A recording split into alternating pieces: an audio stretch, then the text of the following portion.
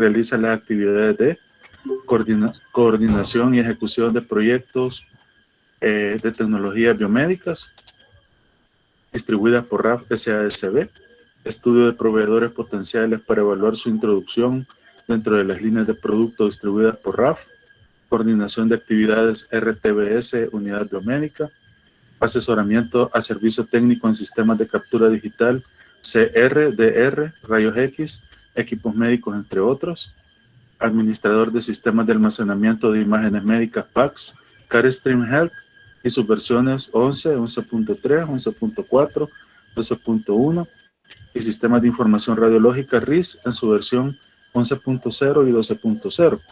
Además de ser especialista de productos Medical IT, Fujifilm Medical Systems y modalidades Synapse, Synapse 3D, Mobility, CWM, MedPortal, Vocali.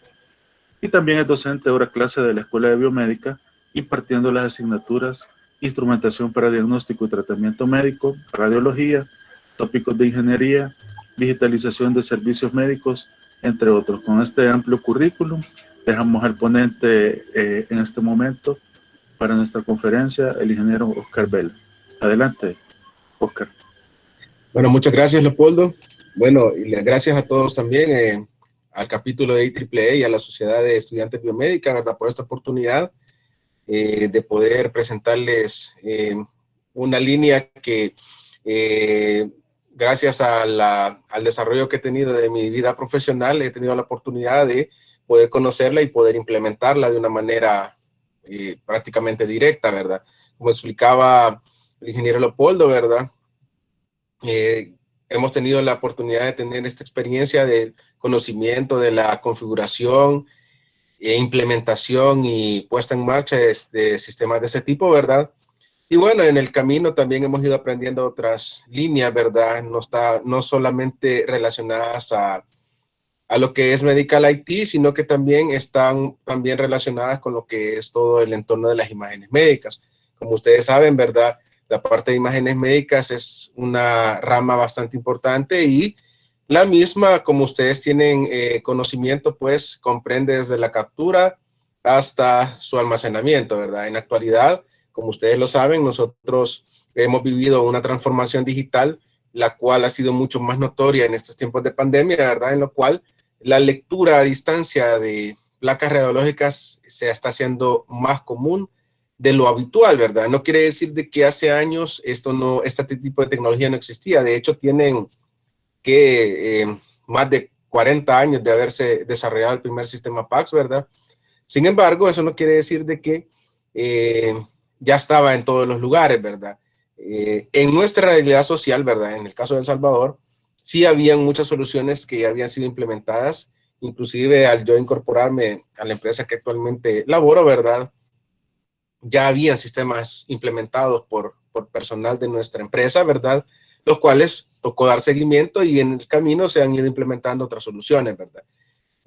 Como ustedes podrán ver, el tema está relacionado más bien a una aplicación de la parte de redes que nosotros vamos a ver, ¿verdad? A veces nosotros cuando hablamos de un PACS, hablamos de un RIS, no tenemos, por ejemplo, al inicio, ¿verdad?, toda la complejidad que implica la cantidad de subsistemas que están relacionados a estos equipos, ¿verdad? Como muestra un botón, ¿verdad? En un sistema de imágenes médicas podemos tener desde lo más básico hasta lo más complejo, sistemas basados en servidores que están localizados de manera, valga la redundancia, local, ¿verdad?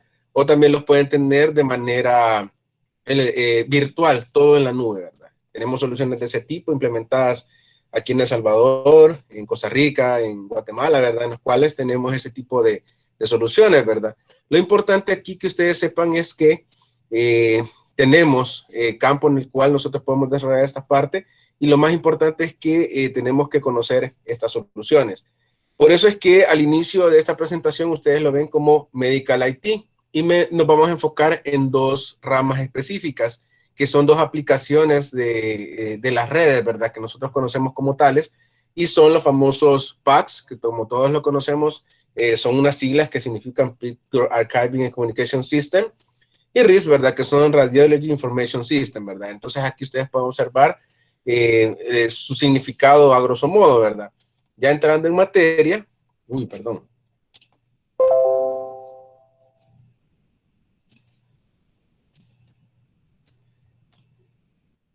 Tenemos que mencionar algo bien importante. Como esa es un área importante, el objetivo principal del tema es explicar qué es lo que está relacionado al estándar DICOM, ¿verdad? Y esta es una aplicación bien específica de las redes, es que tenemos que primero entrar en materia, ¿verdad? Y tener conocimiento de qué es lo que estamos nosotros manejando. En este caso, empezamos explicando lo que se denomina el estándar DICOM 3.0. Para los que ya lo conocen, y para los que no lo conocen, ¿verdad? Aquí está un pequeño resumen de su significado. Es un estándar internacional de interoperabilidad, porque está remarcada la parte que dice aquí interoperabilidad. Eso significa prácticamente que nosotros vamos a tener sistemas que deben de ser capaces de comunicarse con otros sistemas que cumplan con el mismo estándar. A grosso modo, ¿verdad? Un ejemplo muy claro que se les ha puesto a muchas personas cuando se les explica esto, o inclusive cuando hemos tenido la oportunidad de dar clase de digitalización, es que la interoperabilidad es como cuando ustedes adquieren un vehículo. Si ustedes recuerdan, ustedes tienen un vehículo que tiene ciertas especificaciones en las cuales una de las más clásicas es el tipo de gasolina que utiliza. El tipo de gasolina que utiliza para ustedes es algo común, ¿verdad? Que les digan, utiliza gasolina regular, utiliza diésel, utiliza gasolina especial. Entonces, ¿qué es lo que sucede acá? Todo ese tipo de combustibles están estandarizados. ¿Qué quiere decir eso y qué relación tiene con la interoperabilidad? Quiere decir, y para ponerlo, unir el ejemplo, es que ustedes van a una gasolinera Texaco, como pueden ir a una Puma, como pueden ir a una Uno, y ustedes van a ir a poner gasolina especial o regular, la que su vehículo ocupen, y tiene que funcionar. Eso significa que eso está estandarizado. Por eso es que el estándar DICOM, ya poniéndolo en contexto, significa una interoperabilidad. ¿Qué quiere decir eso? Que tienen que los equipos trabajar bajo los mismos esquemas de diseño para que ellos puedan comunicarse posteriormente. ¿Qué sucedía antes del DICOM? Lo vamos a ver más adelante, pero antes no existía eso, entonces era bien difícil que se comunicaran. Otra cosa importante que ustedes tienen que conocer es que el DICOM es un estándar, pero fue desarrollado por el American College of Radiology y la NEMA, ¿verdad? Que son los estándares por excelencia que nosotros utilizamos para la manufacturización de equipos, ¿verdad? Que por sus siglas, como lo conocemos, es la National Electric Manufacturing Association. Aquí falta mencionar algo importante y es que también, aparte de la ACR y NEMA, también se generó un comité, ¿verdad? De fabricantes en los cuales estaban Siemens, Fujifilm, Carestream, que antes era Kodak, ¿verdad? Philips, Toshiba, marcas que desarrollaban sistemas de imágenes médicas en los cuales todos se pusieron de acuerdo. Todos se pusieron de acuerdo en generar un estándar el cual fuera capaz de poder generar prácticamente un esquema en el cual se pudieran comunicar entre sí. Antes del DICOM, ¿cómo funcionaba todo, verdad? Aquí vamos a ver un ejemplo bien jocoso, ¿verdad? Que todos conocemos. Antes del DICOM nosotros teníamos una placa radiográfica que la tomaban con una procesadora, ¿verdad? Manual. Para los que no las conocen, las procesadoras manuales son aquellas en las cuales yo las cargaba de químicos y la película era como del mismo material del que estaban diseñadas los rollos de fotografía que nosotros conocíamos antes, ¿verdad? Antes de la era digital. Y eso le marcaban el nombre de una manera bastante rudimentaria y después la sometían a un proceso de diferentes químicos, ¿verdad? Para tener un resultado final que era una placa radiográfica. Pero ¿qué es lo que sucedía posteriormente? Los datos demográficos del paciente yo los tenía en una hojita aparte. Tenía un reporte radiológico en una hoja aparte. Y todo esto adentro de un sobre. Adentro de un sobre, que ese sobre, si a mí se me olvidaba en el autobús, ahí ya quedaba todo, ¿verdad? ¿Qué es ahora con el DICOM? Siempre tenemos esta imagen, pero ¿qué es lo que sucede acá? Todas las imágenes nosotros las tenemos ya integradas en un solo archivo, con toda la información incluida. Entonces, esto es bastante importante que ustedes lo sepan conocer porque esa fue lo que dio el inicio de todo, ¿verdad? ¿Cómo es la transmisión de imágenes médicas? Y aquí entramos en lo que ya es un poco en materia con respecto a las redes. Una imagen que es capturada a través de un sistema digital, ¿verdad? Que es un escáner en este caso, es desarrollada y esta es enviada a una impresora. Entonces, y ustedes puedan decir, ahí, ¿dónde está la ciencia ahí? Que aquí tenemos esta marca verde, que aquí en este caso nos simboliza lo que es una red. ¿Qué es lo importante de esta red? Ya la vamos a ver más adelante, pero para que tengan una introducción, es que esta red tiene que estar bien diseñada. ¿Para qué? Para asegurar una interoperabilidad. Estas impresoras y estos CR pudieran ser de otra marca. ¿Qué estamos diciendo acá? Que estos sistemas cumplen con el estándar DICOM. ¿Por qué? Porque de repente vamos a tener otros proveedores como Siemens. Vamos a tener otros proveedores como Agfa, por ejemplo, que van a tener sus modalidades y si cumplen con este estándar van a tener la capacidad de poder enviar acá una imagen o una impresión. Entonces, eso es el principio en el cual se encontraron todos los fabricantes y en el cual tuvieron que desarrollar este estándar para que se pudieran comunicar entre sí. ¿Qué pasaba antes? Antes esto era bien difícil.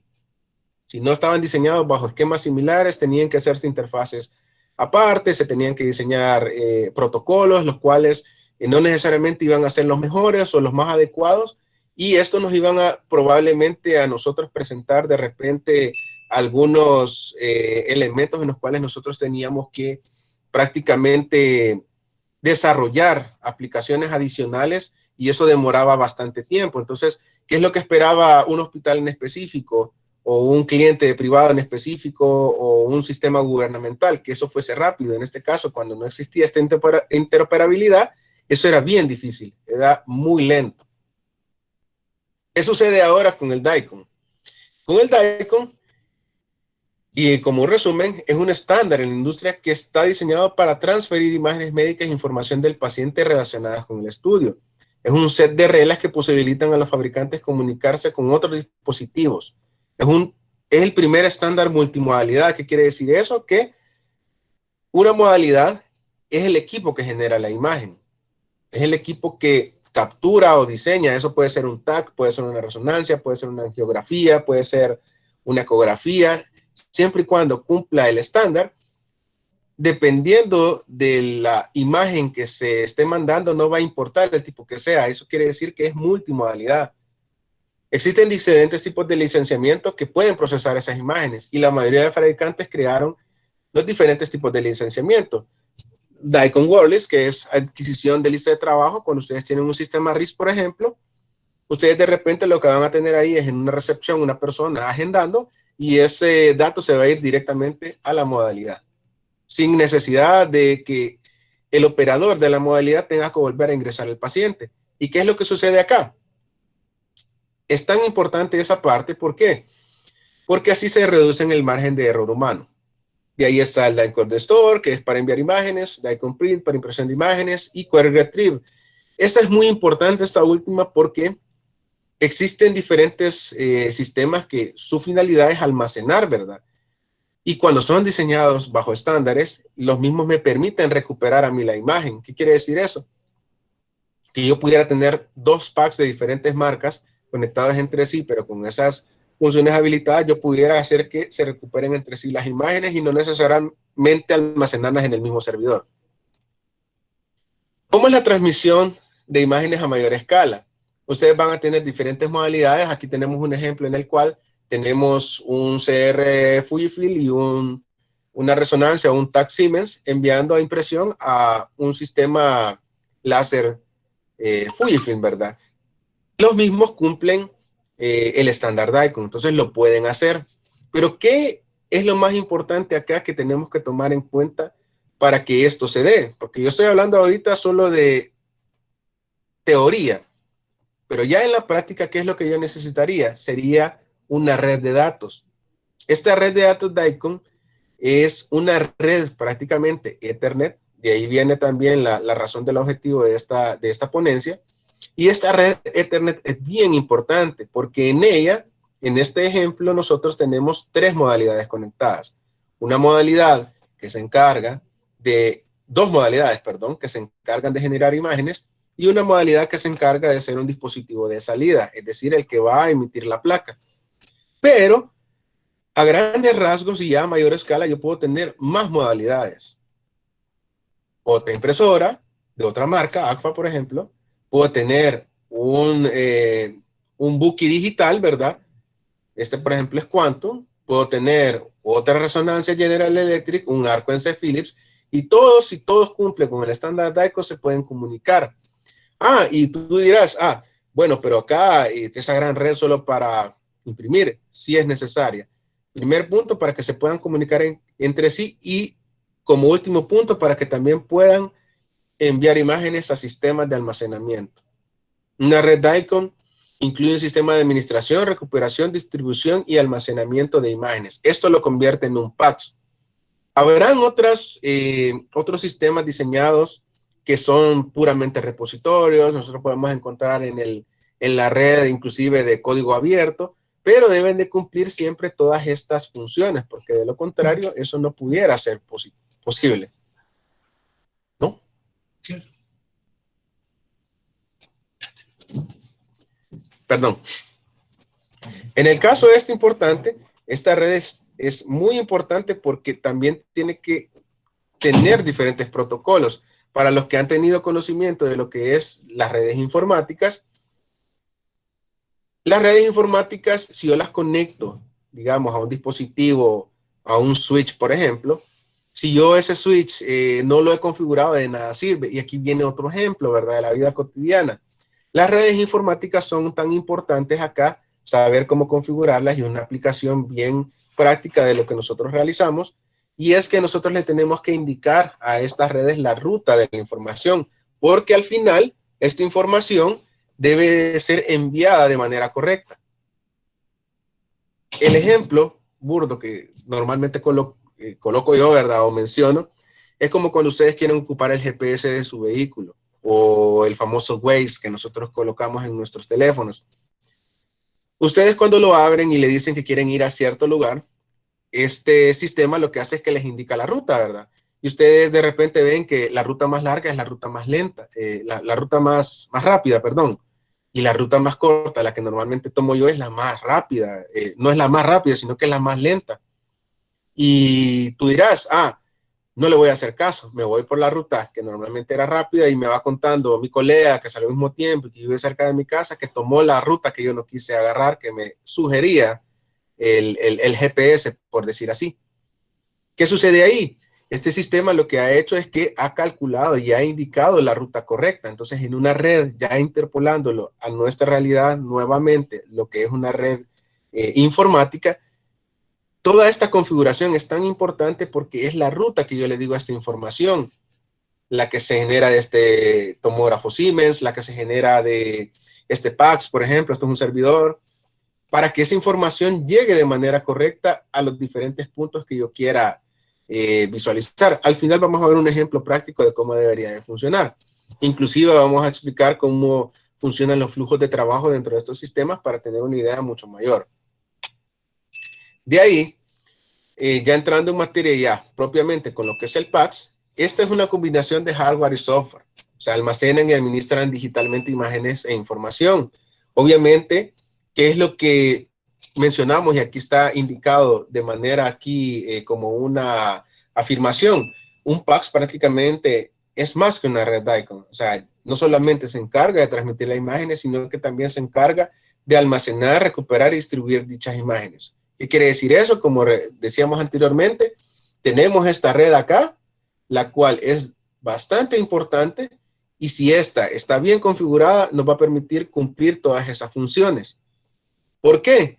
Porque en una red DICOM nosotros vamos a tener ya sea sistemas HIS, sistemas RIS, sistemas PACS, en los cuales nosotros vamos a tener diferentes estados, en los cuales van a estar involucrados equipos informáticos y nuestras propias modalidades, las cuales van a estar interactuando con esta red. En todas estas direcciones puede comunicarse. Entonces, no son redes planas, sino que van a ser redes compuestas por diferentes sistemas y subsistemas que nos van a permitir una transmisión correcta de la información. Por eso la importancia de su configuración. ¿Cómo debería funcionar a grandes rasgos una de estas redes?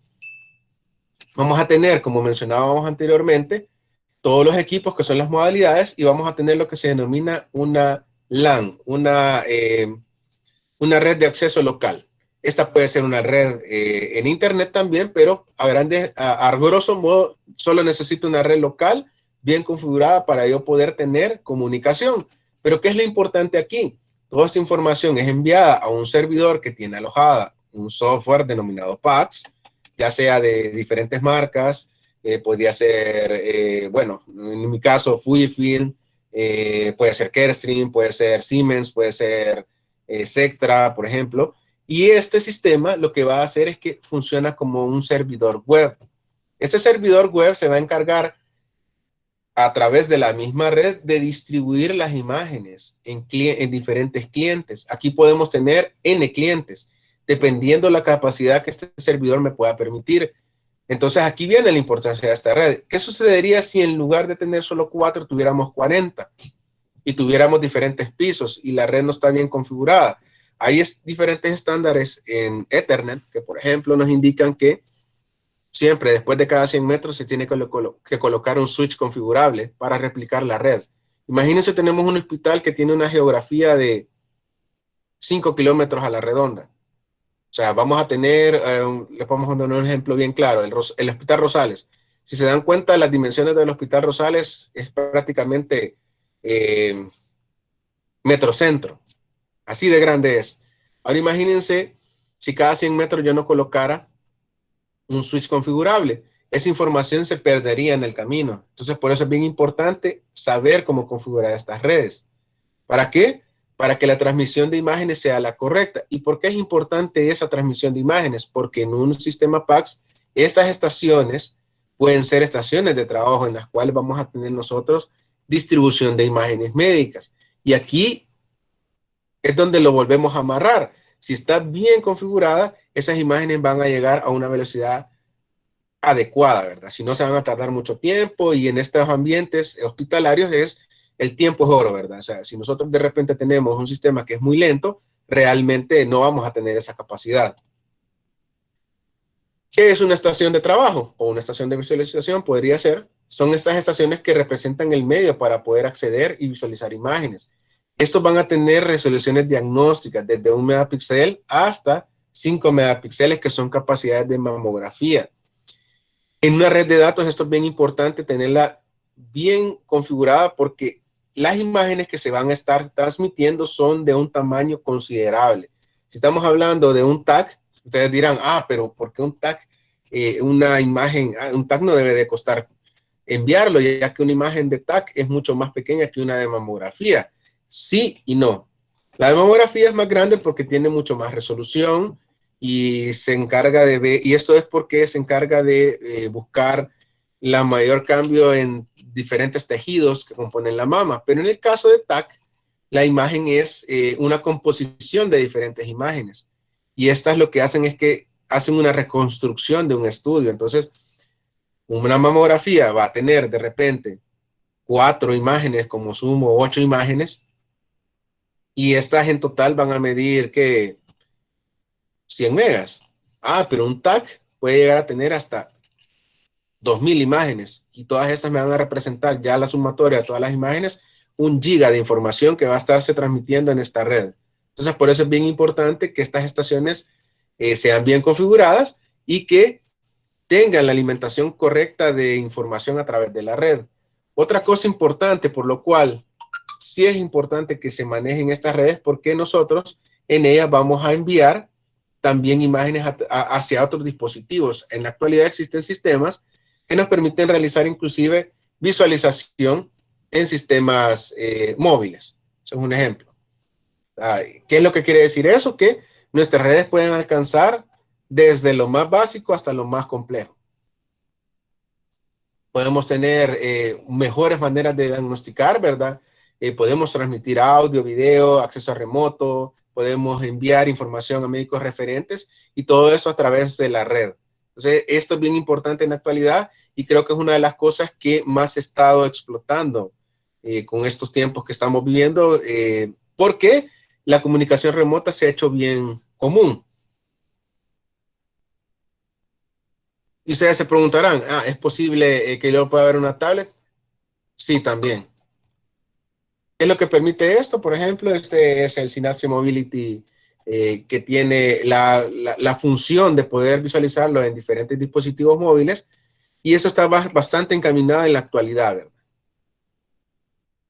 Es el escenario actual que nosotros tenemos. Nosotros actualmente, y en la mayoría de hospitales, se daba lo siguiente. Tenemos modalidades, ¿verdad? Que son equipos aislados, ¿verdad? Teníamos procesamientos húmedos o procesamientos aislados de repente, donde teníamos un TAC que tenía su propia impresora, teníamos ultrasonidos. En un escenario en el cual no se tiene una red de datos configurada, lo que va a suceder aquí es que vamos a tener diferentes limitantes, como que van a estar aislados, va a haber impacto ambiental porque muchos lugares están reacios al cambio y siguen utilizando químicos para hacer el revelado de las placas, y esos químicos, su disposición final es bien difícil, ¿verdad? Es bien compleja, y la mezcla, por ejemplo, entre revelador y fijador, que es lo que compone el químico, genera amoníaco, ¿verdad? Cuando ya llega a las tuberías. Entonces ya se imaginan que es un abrasivo que daña tuberías, y no digamos la salud humana y del medio ambiente. Hay mayor gasto en consumibles. ¿Qué quiere decir esto? Que como yo no tengo un sistema que me permita recuperar, porque no hay una red establecida, estas imágenes yo no las puedo recuperar. Aunque fuesen estos equipos digitales y estén de manera aislada, yo no pudiera recuperar las imágenes porque no tendría un archivo digital. ¿Y qué es lo que sucedería? Que cuando yo llego, me vuelven a tomar la placa y me la vuelven a imprimir. Aparte que eso es sobreexponer al paciente por algo que ya había sido tratado. Y como todos sabemos, la radiación de los equipos que generan las imágenes es una radiación ionizante que nos puede dañar. El flujo de trabajo es más lento. Muchas personas en la actualidad dicen que el flujo de trabajo antes era más rápido cuando ya tienen un sistema digital, pero realmente no lo es. Lo sienten más lento el flujo digital, aunque es más rápido, porque ellos no están haciendo una actividad en sí, porque la hace el equipo. En el caso del revelado que era manual anteriormente, yo tenía que ir a un cuarto oscuro, hacer un cambio de chasis, meterlo en la procesadora, volver a cargar el chasis, dejarlo listo para otra exposición, hacerlo en condiciones adecuadas, esperar a que saliera la placa. Y esto para mí era como que, como estaba ocupado, sentía que estaba realizándolo más rápido, pero al comparar el tiempo entre un sistema como el que está ejemplificado acá, prácticamente se da una reducción de mucho más del 50% en el tiempo de captura, ¿verdad? Desde que llega el paciente hasta que se va. No hay herramientas de diagnóstico adicionales, y la distribución de imágenes es complicadísima. Aparte que la recuperación de imágenes, ustedes, para los que han tenido prácticas en hospitales, y ustedes han podido observar que no en todos, pero en la mayoría de casos vamos a tener este archivo digital. No vamos a tener este archivo digital, y lo que vamos a tener es que vamos a tener estos cuartos que son los archivos, ¿verdad? Con carpetas y carpetas y subcarpetas y estantes llenos de imágenes, ¿verdad? De placas de rayos X, ¿verdad? Físicas, o sea, es espacio. La comparación de imágenes es difícil cuando hay un sistema de este tipo, porque yo me tengo que ir a un negatoscopio. Tiene dos problemas reales acá. Que primero, si ustedes pueden observar en la imagen de la izquierda, tenemos diferentes calidades de placa, ¿verdad? Y eso ustedes dirán, ¿y cómo es posible, verdad? Probablemente este paciente ha sido tomada las placas en diferentes momentos en el tiempo, y probablemente han sido almacenadas de manera diferente. Digamos, esta puede ser un estudio que se lo hacen anualmente a un paciente, lleva, en el primer año se la tomaron, pero él no tuvo el cuidado de guardarla, la dejó en el baúl un mes del vehículo, la dejó en la parte de atrás del asiento trasero de los vehículos. Uno tiende a poner cosas ahí, y ahí la dejó la placa, ¿verdad? En el sol, ¿verdad? Aunque son resistentes a la radiación solar, no quiere decir que tampoco son infalibles a la misma, ¿verdad? Si la dejo una semana en el sol, esa placa probablemente va a perder calidad. Entonces, eso es lo importante, que dificultaba la comparación de imágenes. Aparte que esta práctica también es nociva para la vista de los médicos. De hecho, el reflejo de la luz que emiten los negatoscopios, al estar expuestos durante mucho tiempo a los mismos, tiende a generar problemas adicionales en la vista. Entonces eso es bastante difícil. ¿Cómo era el flujo en un sistema típico? Ustedes llegan al hospital, le toman una placa, ustedes, el paciente genera una orden, un papelito, lo envían se lo dan al técnico radiólogo, este toma la placa o toma el ultrasonido, esto lo imprimen a través de un procesado analógico y eso lo guardan después en un archivo clínico. Posteriormente, no siempre era fácil recuperar el archivo del paciente porque ellos se lo llevaban, ¿verdad? O se deterioraba la película, ¿verdad? O miren, muchas veces era bien común que nos dijeran, miren, fíjense que el paciente perdió la imagen cuando se fue en el bus, la dejó ahí en el asiento y tenía cita una semana después. Cuando llegó a la cita ya no la llevaba, le tuvieron que volver a tomar la placa, ¿verdad? ¿Qué es lo que sucede acá? La documentación la preparan, se la mandan al radiólogo que va a hacer la lectura, hace la interpretación, manda la interpretación grabada en un dictáfono, la tienen que revisar y posteriormente la entregan archivo ya con su reporte para que al final venga el paciente y un mes después la vaya a retirar. Entonces, esto es un flujo de trabajo típico. ¿Qué cambia con el sistema digital? Ya con una red, una subred DICOM. Si nosotros colocamos, presentamos la orden de trabajo, lo vamos a hacer a través de una computadora, va a escanear una orden o la va a enviar directamente y el equipo donde nosotros generamos la imagen cambia. Ya no va a ser una placa convencional, sino que va a ser a través de un CR. CR, para los que no conocen, significa Computer Radiography. Es un sistema un poco indirecto o puede ser a través de un DR, que es prácticamente una placa automática que genera la imagen en segundos. Y esa imagen posteriormente es impresa. Esta imagen es impresa, puede ser enviada a un sistema PACS. ¿Qué es lo que va a cambiar acá? Ya no es plano. Va a llegar al sistema PACS y esta orden, como puede ser enviada directamente a la modalidad, puede ser enviada también al PACS. Esta imagen puede ser impresa desde la modalidad o desde el mismo PACS. Esta imagen también puede ser recuperada a través de una estación de trabajo, en la cual, si ustedes se dan cuenta acá, ya no estoy manejando papel. Y eso inclusive nos puede permitir agregar estudios previos, ya sea por escáneres o otros servidores o dispositivos externos. Y eso finalmente lo que va a hacer es que la transcripción puede ser de manera digital, siempre visualizando las imágenes. Esto puede cambiar en la actualidad.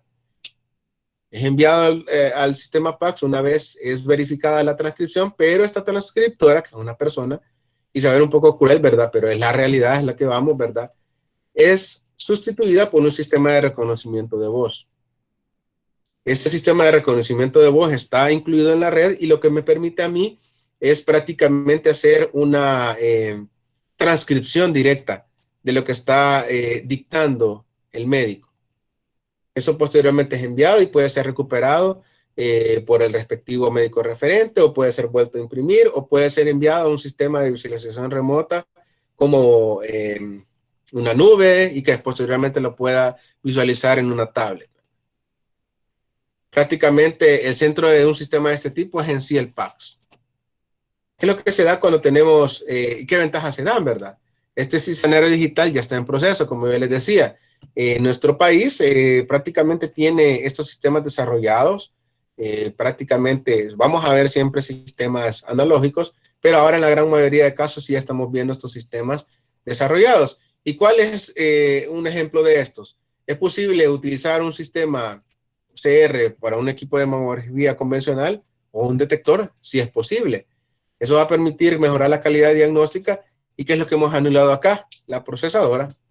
Son sistemas analógicos, pero ahora estamos utilizando un convertidor. No existe impacto ambiental por el uso de químicos. Y, y aquí es posible también integrar otros tipos de equipos, ¿verdad? Podemos integrar equipos estacionarios, equipos móviles, a través ya sea de un sistema CR o un DR. En la actualidad inclusive hay de estos sistemas que son digitales puros, los cuales lo que van a hacer es alimentar a este servidor web de imágenes para que posteriormente los vea en una estación de trabajo para diagnóstico. Esto me va a dar muchas herramientas como reconstrucción multiplanar, vamos a poder ver comparación de imágenes, hacer reconstrucciones 3D, todo esto integrado, vamos a poder hacer el reporte dentro de la misma computadora y este mismo se va a ir almacenando en la misma. Vamos a poder ver diferentes tipos de estudios, lo que estábamos hablando, que cumple parte del estándar que lo hace multimodalidad. Vamos a poder ver con más herramientas. Por ejemplo, esta herramienta CAD es una herramienta desarrollada como inteligencia artificial, ¿verdad?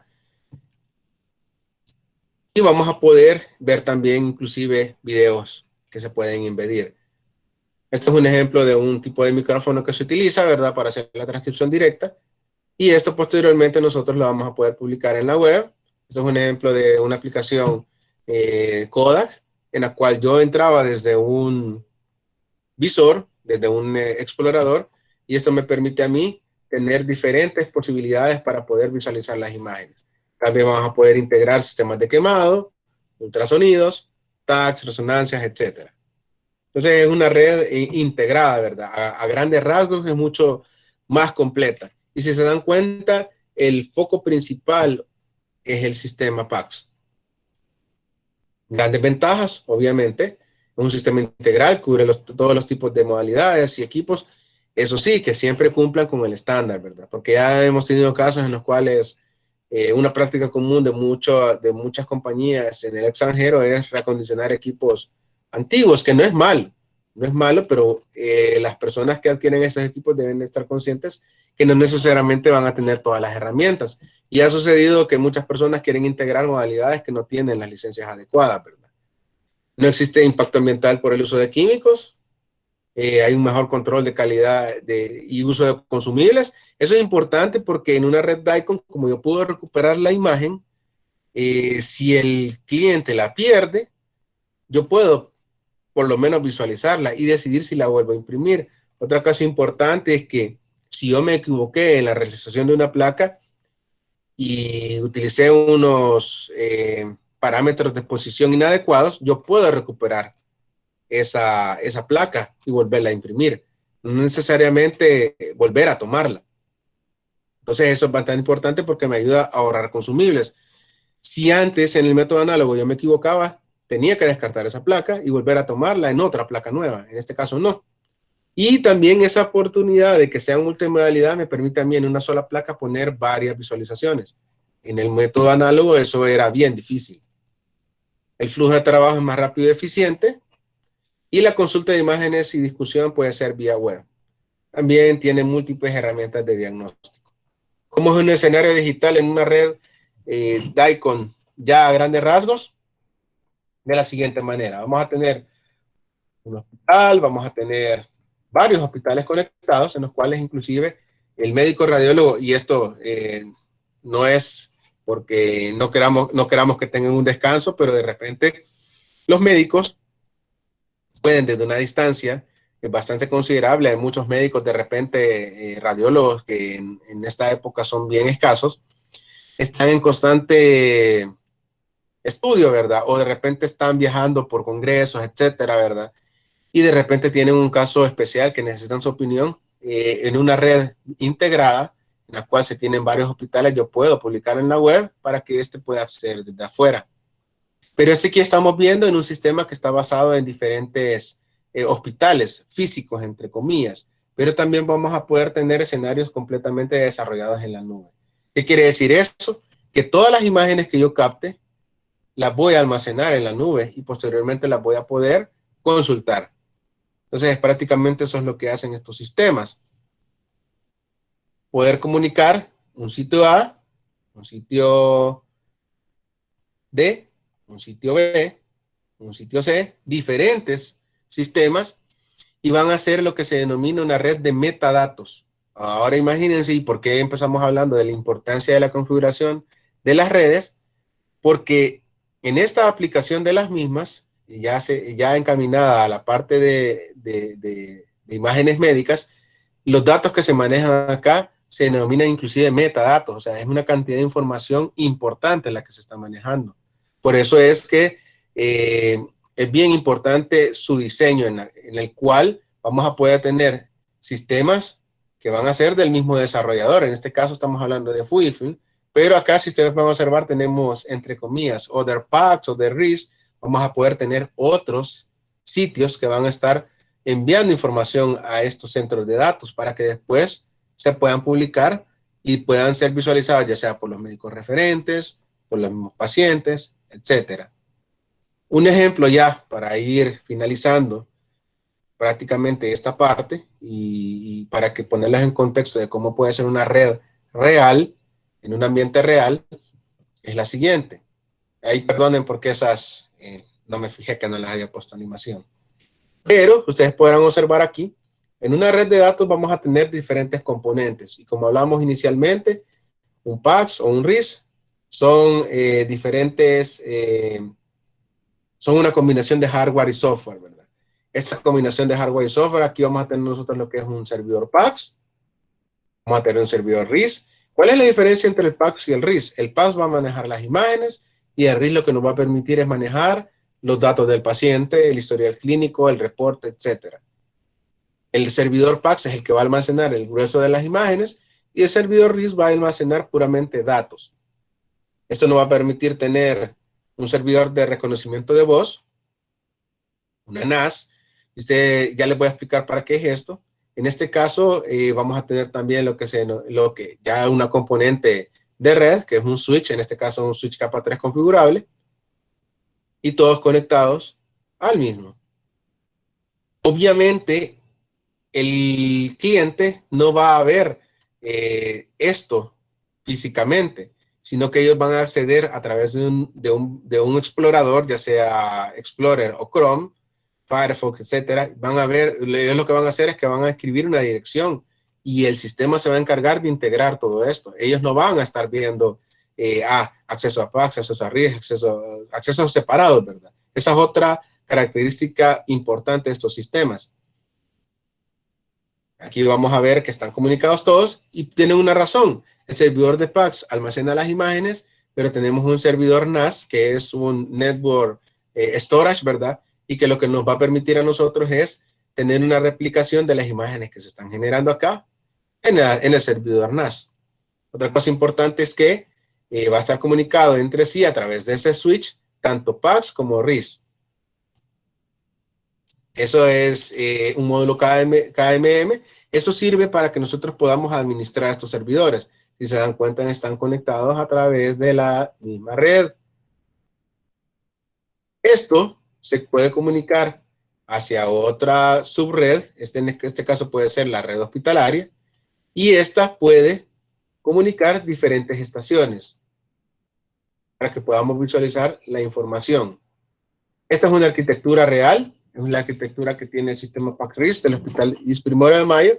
Y ustedes podrán observar acá que tenemos todos esos módulos que son PACS-RIS, reconocimiento de voz, y tiene 8 estaciones de visualización, tiene 4 estaciones de lectura, tiene una estación de postprocesamiento, tiene todas estas modalidades enviando imágenes a través de CR y DR, que son rayos X con fluoroscopía y detectores. Si se dan cuenta, todos son digitales, ¿verdad? Tenemos un CR por aquí, tenemos impresoras de placas, ¿verdad? Y ultrasonidos, ¿verdad? También, a su vez, estos sistemas, nosotros los tenemos comunicados con un hospital que está afuera de esa red. A través de una intrarred hospitalaria, se mandan hacia el MQ y al Hospital General. Y ellos comunican imágenes de lo que son PACS y resonancia, que son referidos desde el Hospital 1 de Mayo. Entonces, esta es una aplicación bien práctica de lo que es una red de datos en un sistema DICOM.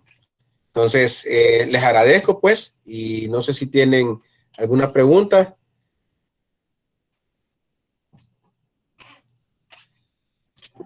Vamos a empezar este momento entonces con la etapa de las preguntas. Pueden comentar las preguntas que tengan para que el ingeniero se les responda.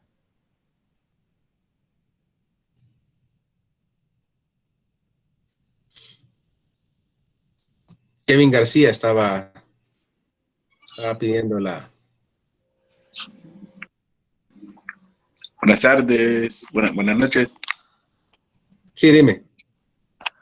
Sí, solo una consulta con respecto a lo que es el DICOM, ¿verdad? Yo tenía duda porque a veces se habla de de licencias de DICOM Worklist, de licencias DICOM Storage. Entonces, no se tenía una duda si el término DICOM es como un estándar en general que cumple o que tiene todos esos permisos, o son ciertas limitantes que tienen, ya sea por marcas, por licencias que se pagan extras, o es un estándar como tal. Vaya, tiene dos maneras de interpretarse eso. Y la respuesta es de que sí es un estándar, pero en algunos casos sí se tiene que pagar adicional. Los fabricantes desarrollan diferentes catálogos para poder desarrollar, como les explico, sus configuraciones en las cuales la mayoría del licenciamiento de este tipo de equipos va basado en la cantidad de estudios que se realizan en X hospitales, ¿verdad? A partir de ahí, esa es la primera licencia que vas a escuchar, ¿verdad? Licencia de 10,000 estudios, 20,000, 100,000. Esos son paquetes los cuales los fabricantes desarrollan para poder dimensionar. Segundo, vaya, lo que tú mencionabas del DICOM Worklist, por ahí mencionaba en una de las diapositivas, voy a dejar de estar en modo presentación para poder retroceder. Uy. Por aquí yo les mencionaba, ¿dónde estaban? Aquí. Por aquí yo les mencionaba, si te dabas cuenta, uy, me fui muy atrás. Estos tipos de licenciamiento, lo voy a hacer un poquito más arriba porque no se ve. Si te das cuenta, aquí yo solo he mencionado 4, pero en una red de datos DICOM pueden haber diferentes esquemas de este tipo. Te voy a mostrar para ponerlos en contexto de una mejor manera. No está, no. Permítame un segundo, vamos a ver, tenemos por aquí. Veamos si está esto por aquí. Le acabo de tener.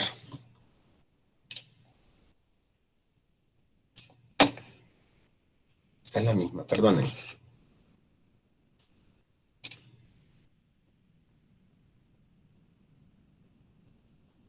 Aquí. ¿Qué es lo que sucede acá? Y perdonen que voy a utilizar otra presentación complementaria, ¿verdad? Pero si nos ponemos a hablar de DICOM, pudiéramos pasar hablando hasta mañana, si quieren. Entonces, el detalle acá es que DICOM es el estándar. Pero ¿cuál es el punto? Acá hay diferentes licenciamientos que nos permiten que las imágenes se conviertan en proveedores o usuarios. Entonces, todas estas licencias están descritas en lo que se denominan, aquí te explico, en el DICOM Conformance Statement. Cada fabricante desarrolla un DICOM Conformance Statement para esto. ¿Qué quiere decir esto? Que acá yo voy a tener los diferentes tipos de modalidades que pueden comunicarse con el equipo. Entonces, ¿cuál es lo importante aquí? Que yo voy a tener diferentes equipos de diferentes marcas, y si cumplen estas subclass name, como te menciono, van a poder comunicarse. Y de hecho la mayoría lo tienen. Pero aquí viene lo importante que tú mencionaste. ¿Tienen un costo o no? Va a depender del diseño del sistema. Cada hospital, y yo te ponía ese ejemplo, les ponía el ejemplo del Hospital 1 de Mayo, va a tener como te digo, un esquema diferente de diseño. ¿Qué quiere decir eso? Que ustedes van a tener diferentes licencias que ustedes van a requerir. Hay fabricantes que dentro de su licenciamiento ya incluyen el Modality Worklist. Hay otros que no, hay otros que lo tienen por aparte, y tienen que el usuario final tiene que ser bien claro con el proveedor de explicarle qué es lo que necesita para que el proveedor le pueda proporcionar la información adecuada y le haga, digamos, en este caso, pongámonos comerciales, ¿verdad?, la configuración correcta. Pero ¿qué va a suceder si no tiene incluida esa función y la quiere utilizar el cliente y no se le indicó correctamente, primero se va a molestar y segundo, que es lo más importante, nunca se van a comunicar entre sí. Por eso es bien importante ese tipo de licenciamientos. Y no son solo aplicables al PACS en sí, sino también a la modalidad. Existen, por ejemplo, DRs o CRs que ya vienen con todas esas funciones habilitadas y hay otros fabricantes los cuales las venden por separado y también va a incluir un costo porque si no somos bien claros con el usuario final, se puede generar una falsa expectativa.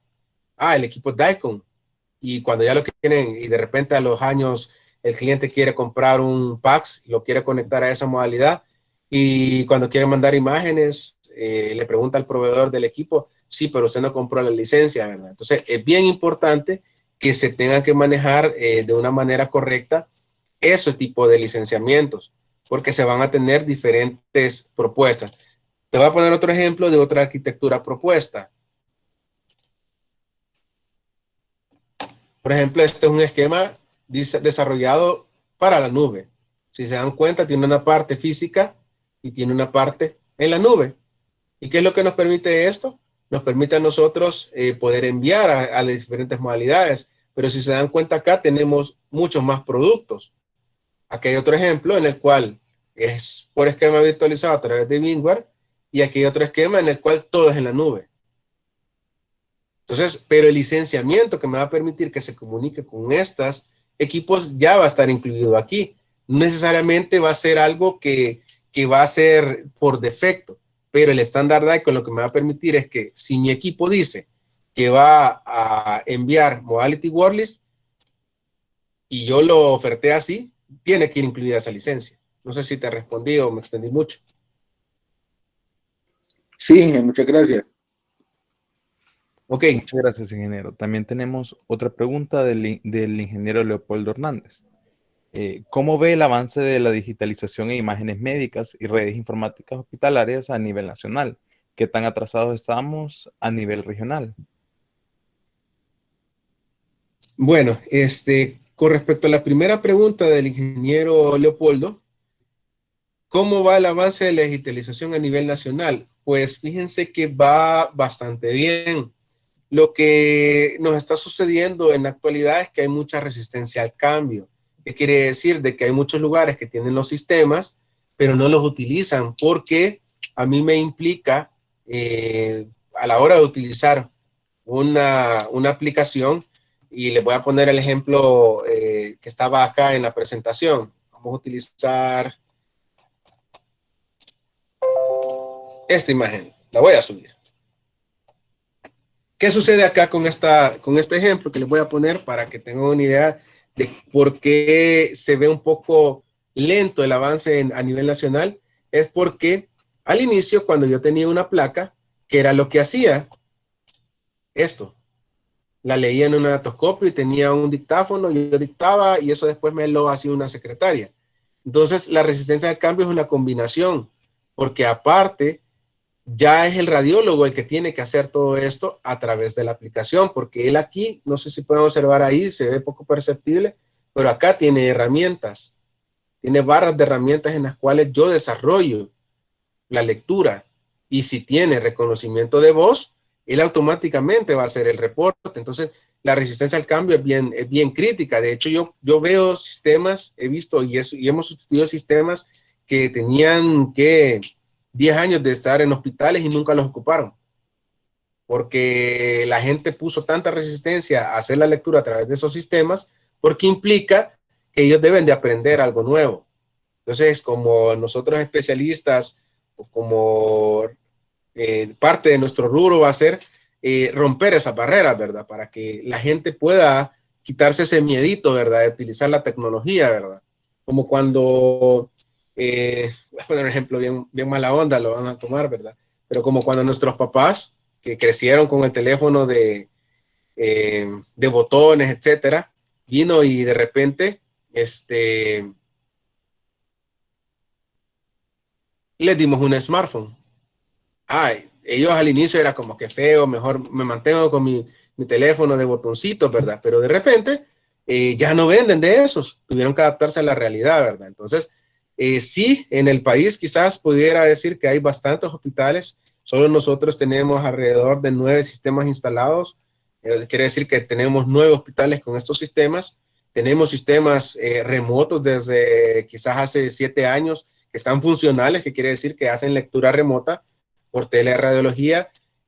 Tenemos, bueno, el sistema RIS del Hospital Primero de Mayo ha sido uno de los primeros bajo estándar FDA que se ha instalado y ya tiene 5 años. El Hospital General tiene 10 años de tener su sistema PACS funcional. En la actualidad todavía lo siguen ocupando.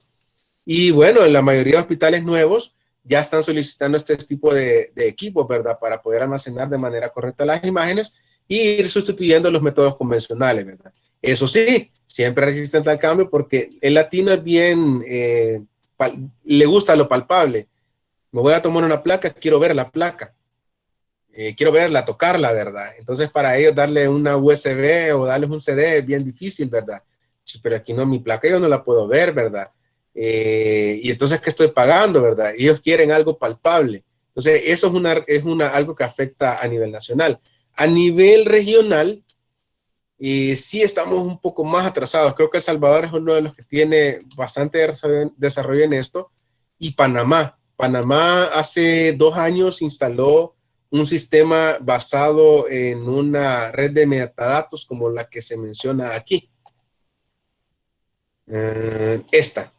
Crearon un data center en el cual instalaron varios subsitios de PACS, los cuales todos alimentaban un data center en los cuales ellos manejan todas las imágenes médicas de todos los hospitales a nivel nacional. Es un gran avance, pero a la par en Costa Rica, que nosotros podemos decir Costa Rica es uno de los países mejor desarrollados de nuestro país, pero todavía hasta este año el uso de equipo análogo es bien común. Quizás el 90% de los hospitales en Costa Rica tiene procesadoras aún o impresoras digitales, no así PACS. Guatemala también está poco desarrollado a pesar de ser cercano a nosotros y con mayor posibilidad, digamos, económica por el tipo de inversiones que hay ahí. También está un poco verde en esta parte y no digamos Honduras. No digamos Honduras, todo el mercado es totalmente análogo. Entonces, lo que les quiero mencionar de esto es que en la actualidad, con esta pandemia que se suscitó ya hace un año prácticamente, un poco más de un año, en todos estos países ya empezaron a despertar y caer en la realidad de que es el camino al que hacia vamos, ¿verdad? Y muchos lugares, y más los que no estaban preparados, les tocó invertir para poder realizar esto o prácticamente los tiempos de entrega de las lecturas se aumentaron. Así que no sé si le respondí por ahí. ¿No tiene Sí, ¿verdad? Sí, ¿verdad? Gracias. De ahí, bueno, Moisés, perdón, Alberto. Ok, Sigue. ok, sí. Moisés Guzmán pregunta, ¿se pueden conectar un rayos X portátil a un PACS? Sí, es correcto. De hecho, los equipos portátiles de la actualidad, todos ya son completamente, hay sistemas análogos, pero también los hay digitales. Entonces, los equipos digitales, bueno, acá en el ejemplo, acá tenemos un equipo que es análogo, pero que a través de un CR convierte la imagen digital a digital y esa imagen es enviada de una manera, digamos, indirecta, pero digitalizada. Pero ya hay sistemas móviles que ya tienen incorporados un detector, el cual hace la conversión automáticamente ahí mismo a la par del equipo. Y lo que se tiene que hacer, y aquí viene otra aplicación de la red, nosotros tenemos sistemas en los cuales hemos creado redes Wi-Fi, en los cuales, y en puntos estratégicos, en los cuales en diferentes pisos se ponen enrutadores en los cuales se colocan apuntando hacia el PACS, y lo que se hace es que cuando se toma una placa de este tipo y se visualiza en la pantalla que tiene el equipo, este equipo se desplaza hacia el punto donde tiene cobertura este router y desde ahí mando la imagen al PACS. El PACS puede estar en el sótano, por ejemplo. El PACS puede estar en un 7º piso, en un hospital. Por ejemplo, el Hospital Bloom está, creo que en el 4º nivel, el área de informática, y lo vamos a tomar en emergencias. Me acerco de repente a a un router, o inclusive cuando no hay esa posibilidad, se coloca un punto de red físico. Los equipos traen un RJ45, que es el conector del cable de red, lo conectan momentáneamente y lo mandan, sin necesidad de llevar el equipo hasta el servidor. Es un ejemplo, ¿verdad? Entonces, sí se puede, Moisés. Perfecto. Liliana Linares pregunta, ¿qué tan caro es mantener una red como esa en un hospital? Me imagino que a la larga es más barato la digitalización, pero al principio, ¿qué tan costosa llega a ser la inversión? Pregunta ella. Muy buena pregunta. De hecho, mantener una red en sí no es tan caro. Lo que es más bien caro es mantener, y utilicemos este ejemplo, estos sistemas operativos, porque ellos están compuestos de diferentes accesorios, como son los discos que utilizan los servidores. Pudiéramos dedicarnos una tarde solo a hablar de servidores, pero son discos especiales, los cuales se configuran de manera redundante para que estos no se caigan, o que si se cae uno, el otro soporte. Y si además de alguno ha escuchado este término, existen los famosos arreglos RAID. Existen RAID en espejo, RAID 5, que es redundancia y tolerancia a que un disco falle, etcétera. Pero lo que es importante de eso es de que todos estos subsistemas acá están configurados de tal manera que tienen redundancia. Esta redundancia me permite a mí que si un disco se va a dañar, me emite una alarma, y para eso tienen estos módulos como este KMM. Y imagínate, no lo tiene. Puedes conectarte a través de tu computadora conectada a la misma red, y vos podés monitorear cada uno de estos servidores. Por eso también es importante la red. Imagínense, yo puedo estar en mi casa o aquí en RAF, por ejemplo, y me reportan algún problema. Se ha caído el sistema. Desde aquí yo me puedo conectar al PAX. Pero ahí viene la parte de lo que tú decías. ¿Qué tan caro es? Quizás crear la red no es tan caro. Va a depender del tipo de red. Así como puede ser una red sencilla, puede ser una red sumamente cara si tú de repente involucras fibra óptica. Y mantenerla, lo que se hace es que se debe de hacer un programa de actualización continua. ¿Qué quiere decir eso? Una red te puede durar muchos años, pero tú la tienes que ir actualizando, tienes que ir cambiando a modelos más actuales, los routers, por ejemplo, ya que los fabricantes de routers van sacando actualizaciones para eliminar problemas en el mismo sistema. Y cuando un modelo es descontinuado, las actualizaciones ya no son válidas en él y tenés que cambiar el router, por decir así. Este que dice aquí Switch HP Office Connect, por ejemplo, de repente va a haber un momento que este va a estar descontinuado y se va a tener que cambiar por dos cosas. Primero, por obsolescencia. La vida útil de un sistema informático es mucho menor que la de un equipo médico. Y aparte, va a tener deterioro porque estos sistemas pasan encendidos 24/7, 365 días al año. ¿Qué quiere decir esto? Que este sistema, por ejemplo, que fue instalado en 2013, desde el 2013 a la fecha 2021, yo les puedo decir que se ha apagado contados con esta mano. O sea, nunca se apagan. Son sistemas que se tienen que mantener bastante constantes. Sí puede llegar a ser caro, pero normalmente es considerado como regla teórica que tiene que ser entre el 10 y el 5% del costo de una aplicación.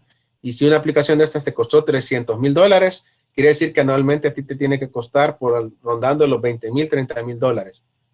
Eso sí, incluyendo todos los implementos para mantener la red activa, mantener los servidores activos, tener servicio de internet ininterrumpido, ¿verdad? Un servicio de IP pública de repente para que tú puedas verlo desde afuera. Entonces, sí puede llegar a ser sumamente costoso. Pero sí es una muy buena inversión, eso sí. No sé si tenés alguna otra duda, Iliana.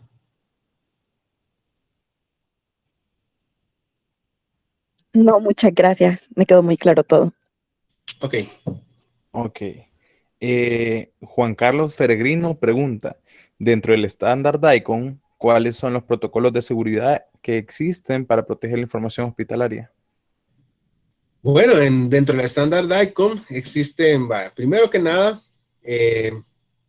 tú aquí puedes salirte sin mencionar el DICOM, tú vas a tener prácticamente todos los estándares aplicables a lo que son redes informáticas.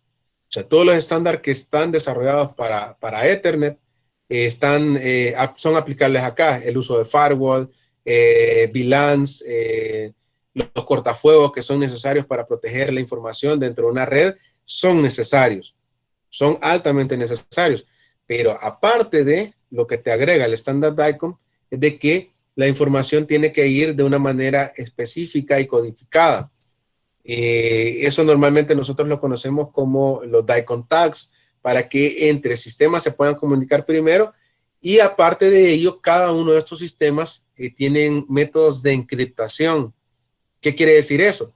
Que si tu servidor por X o Y razón sufre de algún ataque, la imagen no pueda ser comprometida. Sí puede comprometerse todo el sistema, pero la imagen la vas a poder recuperar. Entonces, los protocolos de seguridad que se utilizan son los desarrollados por el estándar, los estándares de redes que conocemos en la actualidad, aparte de los que se utilizan en DICOM, que son uno de los más primordiales, es que la información debe de ser segura y encriptada. Eso va a implicar inclusive que los accesos a los servidores son de manera controlada. Tú tenés de repente accesos por usuario y contraseña, ¿verdad? Por token inclusive. Cuando tú tenés un portal, al paciente se le manda un token para que solo pueda ver su estudio, y obviamente todo configurado a través de una red de datos que incluye cortafuegos para poder evitar cualquier ataque. ¿Qué sucedería? Y no me lo estás preguntando, pero ¿qué sucedería si no tenés por lo menos eso, verdad? Prácticamente lo que va a suceder es que vas a ser vulnerable. Y yo creo que aquí lo voy a complementar, y disculpa, Alberto, que no se te fue ahí una de las preguntas. Mauricio Orlando estaba preguntando algo similar, ¿verdad? De los aspectos de seguridad en los entornos, ¿verdad? Y creo que eso complementa la pregunta de él también, ¿verdad? Él menciona de que los datos son sumamente sensibles y valiosos, ¿verdad? Y él nos menciona algo bien interesante acá, del ransomware. Estos sistemas no están exentos de ser atacados por un ransomware. Un ransomware, para los que no lo conocen, es un virus el cual te contamina, tu sistema operativo y hace una reacción en cadena. Hace una reacción en cadena en la cual una vez tú lo corres, él va a venir y va a buscar todos tus archivos sensibles. Les pongo un ejemplo. De repente yo estoy ocupando mi máquina y me cayó ese virus y abrí el link de que me mandaron de repente una promoción y no me fijé. Y lo que va a hacer es que me va a hacer desencadenar una respuesta en la cual cada archivo de los que yo utilizo, por ejemplo, ahorita hemos estado trabajando muchos PowerPoint o de repente muchos archivos de Word, todos esos archivos él me los va a venir y me los va a atacar, porque él va a detectar los archivos de alto nivel de transacción. Ahora imagínense, en un PAX que recibe solo en un estudio ATT&CK 1000 imágenes y va a recibir 10 diarios, estamos hablando de 10,000 imágenes diarias, solo imágenes, no estudios, en 10 estudios. Estos ransomware son capaces de detectar ese nivel de transacción. Entonces, si yo no tengo un protocolo de protección basado en cortafuegos, como complementando lo que le respondía a Juan Carlos, ese ransomware va a venir y es como que yo le abra la puerta y ahorita se venga una tormenta y inunde la sala de mi casa. O sea, va a ser un desastre.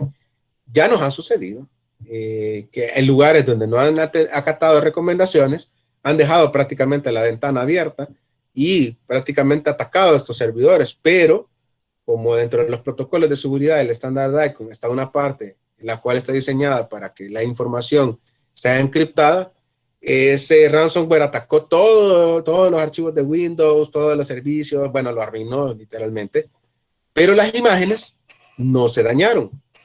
Las imágenes, después de haber limpiado el servidor del virus, pudimos rescatar todas estas imágenes y después hacer una reinstalación en limpio e importar todas estas imágenes. Cuestión que nos fue un tiempo récord y lo cual nos permitió que el sistema estuviera activo 1 o 2 días después del ataque. Entonces, eso es bien importante y y que la protección y las recomendaciones sean acatadas. ¿Por qué? Porque es un hospital y tú me puedas decir, hey, pero ahí no puede pasar ni 1 o 2. En este caso, este hospital, como no acató esas recomendaciones, pasó 2 días en su servicio. Entonces, es bien importante que se maneje esto de esa manera. Y aparte que los protocolos también deben de ser aplicables a los usuarios que se conectan. No sé si tienen alguna otra acerca de esa pregunta que acabo de responder.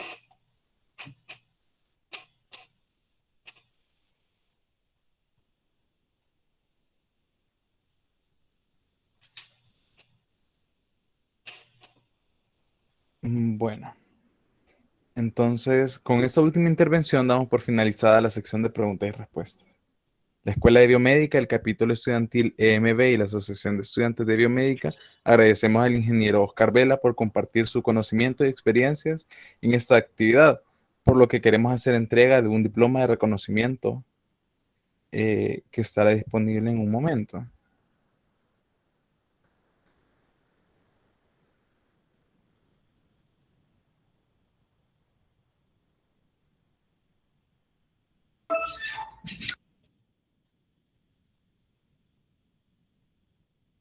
Ok. Queremos hacer entrega de un diploma de reconocimiento que reza de la siguiente manera. La Escuela de Biomédica de la Universidad Don Bosco, el capítulo estudiantil IEEE Engineering and Medicine and Biology Society de la rama estudiantil IEEE UDB y la Asociación de Estudiantes de Biomédica UDB otorgan el presente diploma a Ingeniero Oscar Vela por haber impartido el webinar Redes Informáticas aplicadas al estándar DICOM, realizando un aporte fundamental al desarrollo de las carreras de Ingeniería Biomédica y Técnico en Ingeniería Biomédica, dado en San Salvador, El Salvador, a los días 9 del mes de abril del 2021. Firmado por la ingeniera Xochitl Urrutia, directora de la Escuela de Biomédica UDB, Valeria Salas, presidenta del capítulo IEEE EMB UDB, y Adriana Mendoza, presidenta de Asociación de Estudiantes de Biomédica UDB. De igual forma, el ingeniero Leopoldo quiere dar unas palabras finales. Bueno, agradecer pues que el ingeniero Vela se haya tomado este tiempo para brindarnos sus conocimientos. Es de mucho provecho para los estudiantes, también para los docentes que estamos conectados, conocer de estos sistemas que son manejados principalmente a nivel de distribuidoras y empresas, ¿verdad? Empresa privada. Entonces es para nosotros muy bueno, excelente conocer pues cómo se va dando pues el avance en este sentido. Por eso hacía la pregunta que cómo estamos a nivel país, ¿verdad? Y me alegró saber de que a nivel regional pues no estamos tan mal, ¿verdad? Así que, y eso pues gracias al trabajo de ustedes como empresas, ¿verdad? Que distribuyen estas tecnologías, y a los ingenieros biomédicos, ¿verdad? Que cada vez estamos incursionando más para que nuestros estudiantes también estén conscientes yo creo que ya lo están, pero que estén más todavía conscientes de la importancia de la carrera en el ámbito médico y en el país. Así que muchas gracias, Vela, y felicitaciones y éxitos. Muchas gracias, Leopoldo. Yo voy a robar unos minutos también. Le quiero agradecer, Oscar, porque siempre está a disponibilidad de la escuela, siempre nos apoya en todas las actividades que nosotros desarrollamos. Le agradezco por la actividad de hoy, ha sido verdaderamente muy provechosa, muy interesante.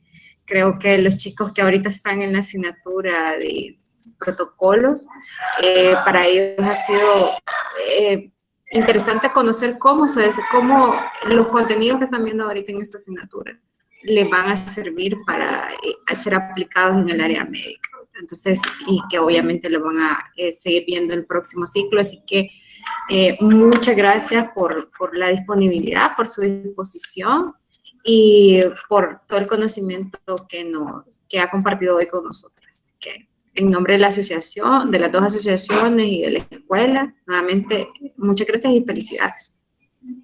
Gracias a ustedes. Sin duda un tema muy importante para la actualidad médica. Y así es como damos por finalizado este ciclo de conferencias. Se les agradece a todos por su tiempo y atención prestada. Tenemos la certeza que esta actividad ha sido de mucho beneficio para cada uno de los que hemos estado presentes. De nuevo, muchas gracias y esperamos contar con su asistencia en futuras ocasiones. Pasen todos una muy feliz noche. Feliz noche. Feliz Gracias. noche a todos. Gracias. Gracias.